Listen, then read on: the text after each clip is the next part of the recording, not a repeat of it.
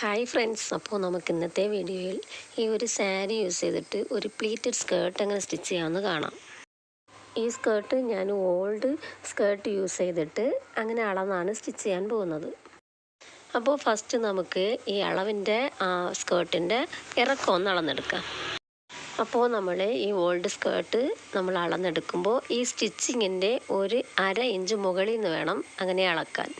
അളന്ന് എനിക്ക് താഴെ അറ്റം വരെ വന്നപ്പോൾ 40 ഇഞ്ചാണ് കിട്ടിയത്. ഇനി നമുക്ക് ഈ തയ്ക്കാനുള്ള സാരിയുടെ താഴെ അറ്റത്തിൽ നിന്നും അതുപോലെ തന്നെ 40 ഇഞ്ച് അളന്നിട്ടെടുക്കാം. ഈ സ്കേർട്ടിന് താഴെ അറ്റം നമുക്ക് അടിച്ചു കൊടുക്കേണ്ട ആവശ്യമില്ല. എന്തെന്ന് വെച്ചാൽ അതിൽ ബോർഡറുണ്ട്. അതുകൊണ്ട് നമുക്ക് അതുപോലെ 40 ഇഞ്ച് മാത്രം അളന്നെടുത്താൽ മതിയാവും. ഇനി നമുക്കതങ്ങനെ കട്ട് ചെയ്തെടുക്കാം.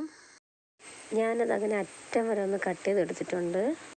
ഈ സാരി ഫുള്ളും യൂസ് ചെയ്തിട്ട് തന്നെ നമുക്ക് ഈ സ്കേർട്ട് സ്റ്റിച്ച് ചെയ്തെടുക്കാം. അതുകൊണ്ട് നമുക്ക് അറ്റം വരെ തന്നെ ഒന്ന് കട്ട് ചെയ്ത് കൊടുക്കാവുന്നതാണ്.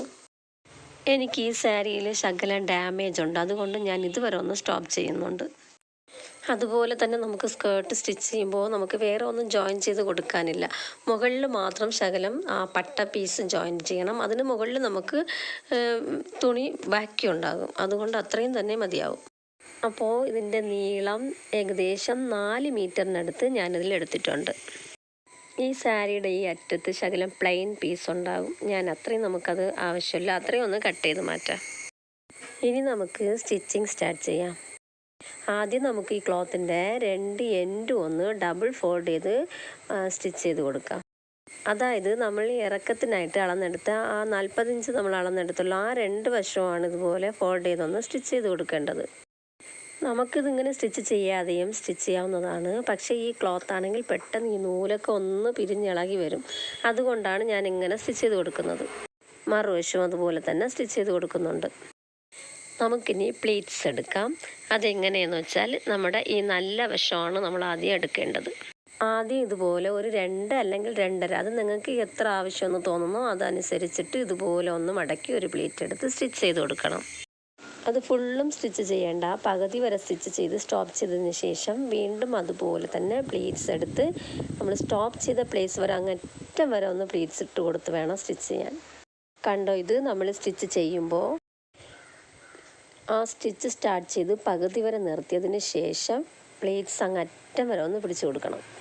ഞാൻ 4 മീറ്റർ എടുത്തത് കൊണ്ട് നമുക്ക് നല്ല പ്ലീറ്റ്സ് തന്നെ ഇതിൽ എടുക്കാവുന്നതാണ്. ഇതുപോലെ അങ്ങറ്റം വരെ നമുക്ക് ഇതുപോലെ തന്നെ പ്ലീറ്റ്സ് എടുത്ത് സ്റ്റിച്ച് ചെയ്ത് കൊടുക്കാവുന്നതാണ്.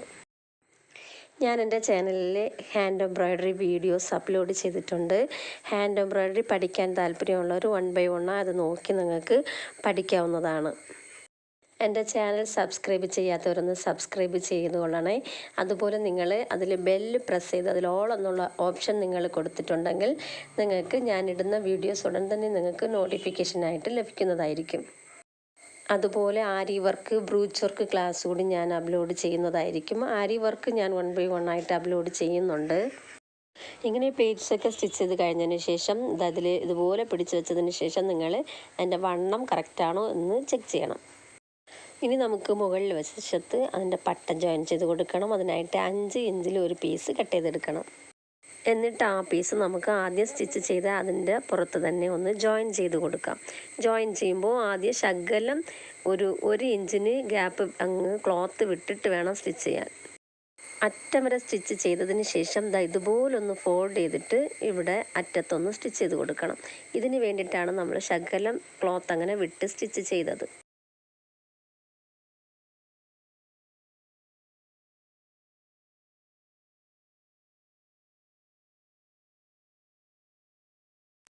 എന്നിട്ട് നമുക്കിതിങ്ങനെ ഒന്ന് മടക്കി ശരിയാക്കി എടുക്കണം. എന്നിട്ട് ഇതുപോലെ തന്നെ ആ എൻഡിലും ഇതുപോലെ സ്റ്റിച്ച് ചെയ്ത് കൊടുത്ത് മടക്കിയെടുക്കണം.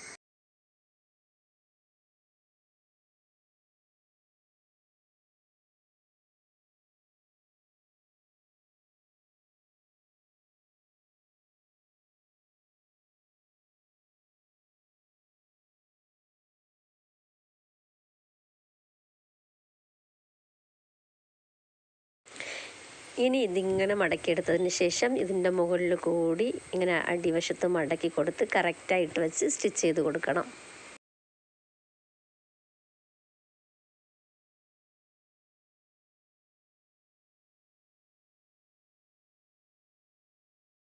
അതുപോലെ തന്നെ അതിൻ്റെ മുകളിൽ ഒരു 1/4 ഇഞ്ച് ഗ്യാപ്പ് വിട്ട് ഒരു സ്റ്റിച്ച് കൂടെ അതുപോലെ സ്റ്റിച്ച് ചെയ്ത് കൊടുക്കണം. ഇനി നമുക്ക് ഈ 2 വശവും ഇങ്ങനെ ചേർത്ത് പിടിച്ച് വെച്ച് ജോയിൻ ചെയ്ത് കൊടുക്കാം. ജോയിൻ ചെയ്യുമ്പോൾ മുകളിൽ ശകലം ഇതുപോലെ ഇത്രയും ഗ്യാപ്പ് വിട്ട് അതിന് ശേഷം അതിൻ്റെ താഴെ വേണം സ്റ്റിച്ച് ചെയ്ത് കൊടുക്കാൻ. അറ്റം വരെ സ്റ്റിച്ച് ചെയ്തതിന് ശേഷം വീണ്ടും ഒരു പ്രാവശ്യം കൂടെ സ്റ്റിച്ച് ചെയ്ത് കൊടുക്കാം. എന്നിട്ട് നമുക്കിതുപോലെ ഒരു ഹൂക്ക് ഇവിടെയും അതുപോലെ ഇപ്പുറത്ത് വശത്ത് അതുപോലെ 2 ഹൂക്ക് കൂടി വച്ച് കൊടുത്താൽ മതിയാവും. അപ്പോൾ സ്കേർട്ട് റെഡി. ഇതിൻ്റെ ഫൈനൽ ലുക്ക് നന്നായിട്ട് തന്നെ ഉണ്ടായിരുന്നു. പക്ഷേ എൻ്റെ ഫോട്ടോ ഒന്ന് മിസ്സായിപ്പോയി.